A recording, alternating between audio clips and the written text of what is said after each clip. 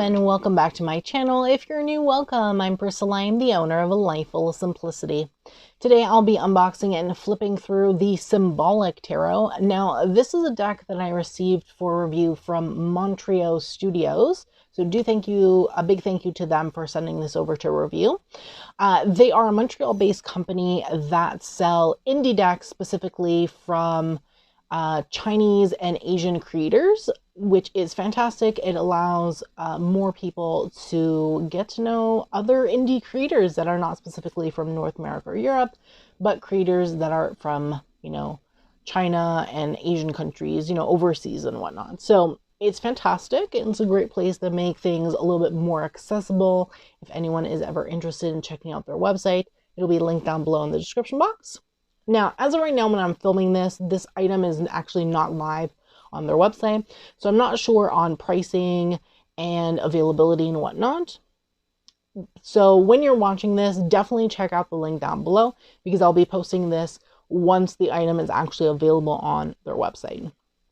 So definitely check it out if you're interested. So the box is like this black and pink. I do love the box, really cute. On the side here, it says is an A. I'm not sure if those are the names of the creators or not. I'm not 100% sure, to be honest with you.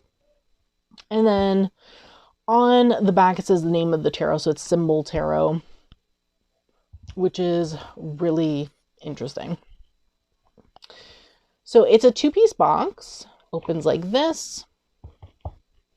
There's nothing on the inside, as you can see.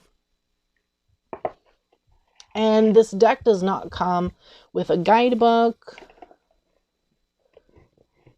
It's just a two-piece box and the 78 cards. So I'm just going to put book there. Box there. And then these are the cards. These are the backs. And we're going to get into the deck. Now, this deck is definitely interesting. It has like a foiling on it, or not a foiling, like a holographic thing on it. So when you look at it, it looks like this. They are glossy. If you wanted to know what they look like in terms of standard tarot, so they are the same height as standard tarot, except they are a bit wider than standard tarot. Now, if I was to take out a standard oracle card, let's say from Hay House, for example, let me just grab one here. So this oracle card is from the Chinese 5 elements. So it is smaller than standard oracle. So it's a touch wider than standard tarot, but the same height as standard tarot, which I think is okay in terms of overhand shuffling, in my opinion. But they are definitely smaller than standard oracle. So if you have any deck from Hay House, for example, which typically does standard oracle, or like Rockpool, for example, which typically does standard oracle, this deck will definitely be smaller than those cards.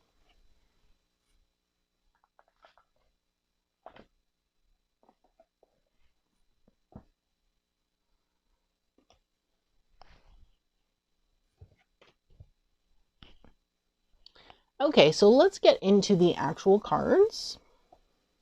I'll try to make sure that the foiling doesn't get in the way so you can actually see the card properly. So we have the Fool here. So it's pretty much the way it sounds. Like, this deck is symbol tarot. So it's all going to be symbols. It is very pippish, or pip specific. And it is very, abstract is what I think, in my opinion. Very abstract. So I feel like you really need to use your own intuition and your own judgment when it comes to like interpreting these cards. And there's definitely people out there that are really into tarot based on just symbols and whatnot. I like how the Emperor and Empress really go together well. Like, look at that. Beautiful.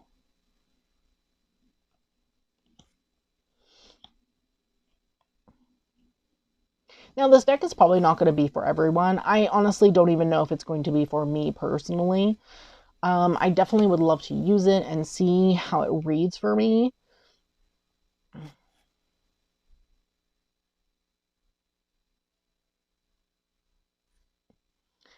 But it's definitely going to be an interesting time with this deck.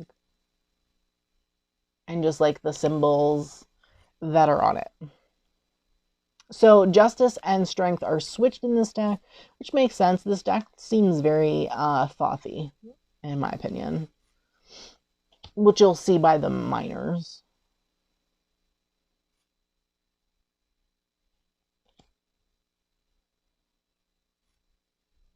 And the Wheel of Fortune.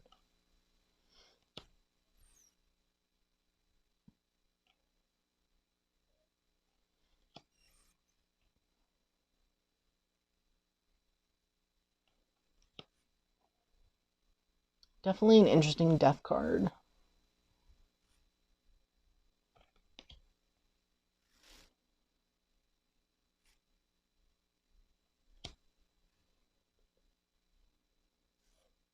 Devil.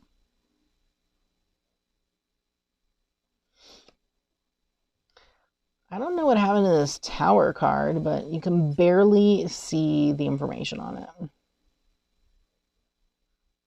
It says High Tower, and then I don't know what's going on in the middle. I don't know if that's like a printer error or what happened there, or if it's supposed to be like this. It's definitely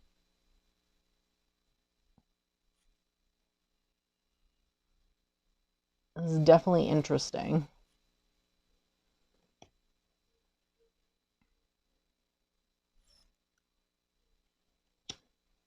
I like this Moon card though. Sun card is cool. This is like a science symbol, typically, right? Judgment.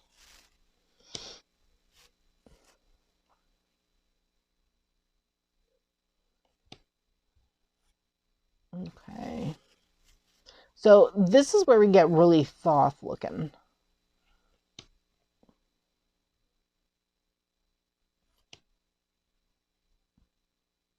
And honestly, the minors look very interesting. So it looks like there's a lot of energy taking place in these cards. Like a lot of energy is flowing through the cards, which is really interesting.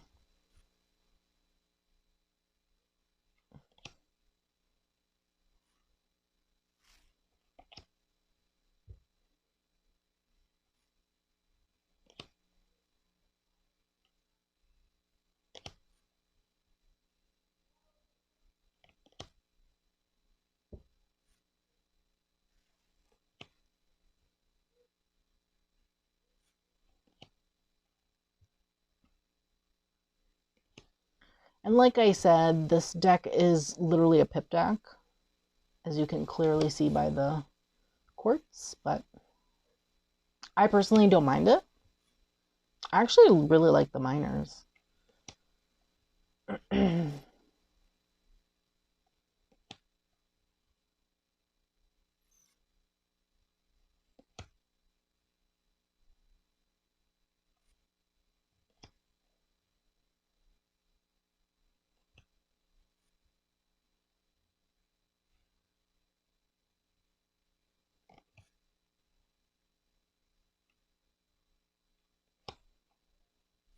Mm.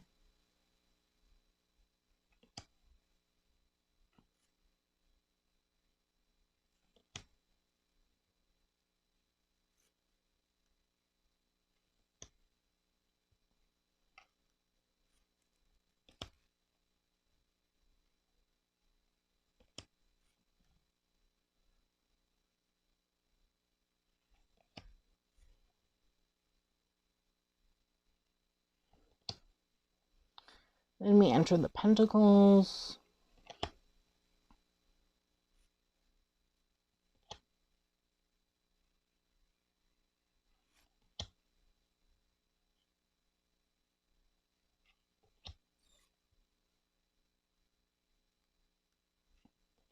These deck is very glossy. There's a little bit of damage on this card. Oh, maybe not. There's just something stuck to it. Okay, no, it's all good. It was just something stuck to the card. Okay, I fixed it. Yeah, they're really glossy. I like the holographic, but not when I'm trying to film. It's rather annoying, to be honest. But like in person, if I was to give myself a reading, like I wouldn't really care much about it, I think.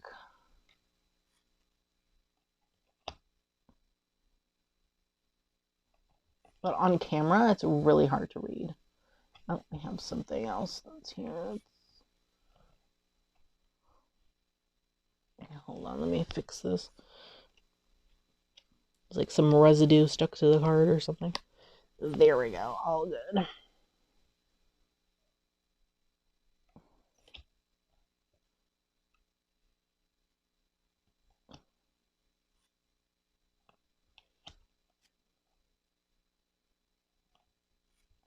Are these literally all the same?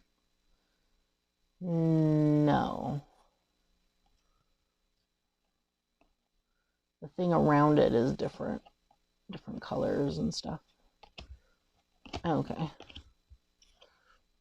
You can literally see me. Ugh.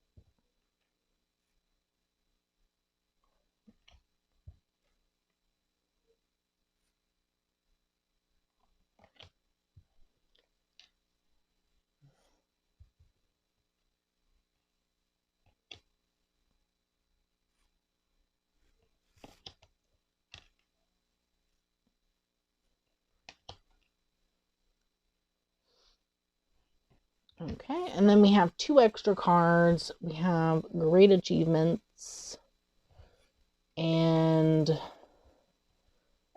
Circulation. Okay, so some thoughts before I shuffle. I really like the minors in this deck. They're very thothy, in my opinion, very symbol related. They're definitely pip. Okay, just right off the bat. It's a pip deck. It's a pip deck. Honestly, if you don't like that, then this deck might not be for you. In terms of the major, though, so I'm not really a fan of the majors. I think I need to work with this deck and see how it reads, because the majors, there's a few that I liked, but not everything. You can definitely see that it seems like 2 people created this deck, not just one person, because the minors are definitely different compared to the major arcana. So I don't know. If I was to use this deck and didn't really like the majors, I'd probably take the majors out and just use this as a minor only deck. I think that would probably work well for me.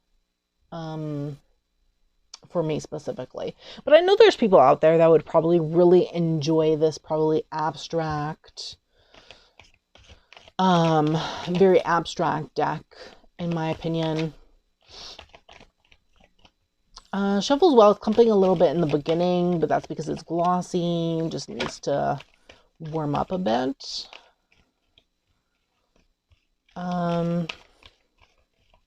Cardstock is nice. It's feels a bit thick. I don't know what the GSM is like.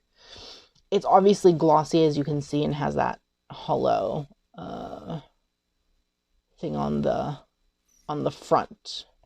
It does not have it on the back, though, but it is glossy on the back. So yes, let's give it a little bit more of a shuffle.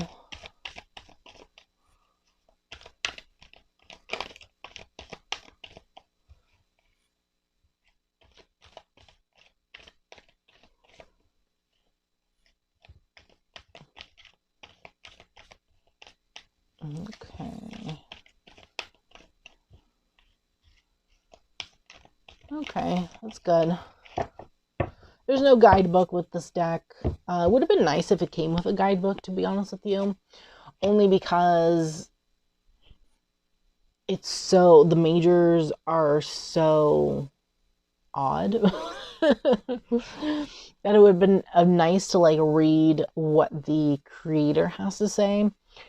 But I understand, you know, a lot of these decks that come from China, majority of the time, that either come with a guidebook, and majority of the time they don't. And if they do, a lot of the time it's going to be, you know, Chinese first, most probably. Like if you saw, if I don't know, at the time I'm filming this, I had already filmed another deck from Montrio Studios, but I don't know if it'll be out before this deck or what. I have no clue. But there's another deck that I filmed for them, which is the 1999 Bazaar Summer Lenormand. And that deck is so cute. It comes with a guidebook. The first half of the book is in Chinese and the second half is in English. And it's good. Like the English is fantastic. So they did a good job with that. And if they had done something similar, I don't know who the creator is of this particular deck, but if they did something similar where they had, you know, a guidebook where the first half would be in Chinese and then, you know, you have English in the second half, it would have been really cool, I think, to just see what the creators have to say, you know, about their art. I think that would have been interesting, but you know, it is what it is, so that's fine. I really like the minors. Still on the fence about the majors. I think that if I don't get along with the majors, I don't have a great understanding of the majors, because I'm not really, I like Pip, but I don't really like abstract in my major arcana, to be honest with you. I'm not really an abstract person. So I think if I was to use this deck and didn't really like the majors, I'd probably just take the majors out, to be honest, and just use this as a minor only deck, because the minors are nice. Like, they're very thoughty, in my opinion, and I don't mind that at all. So yeah, so let me know what you think in the comments below. I'd love to hear from you. Is this something you'd be interested in, the symbol tarot? Let me know. I'd love to hear your thoughts, no matter what, in the comments below. I do thank you so much for watching. Don't forget to subscribe to my channel. Turn on that bell so you can be notified every time I post a brand new video. And don't forget to give this video a thumbs up, as it's greatly appreciated and helps me in the long run. Thanks so much, and I hope that you have a great day.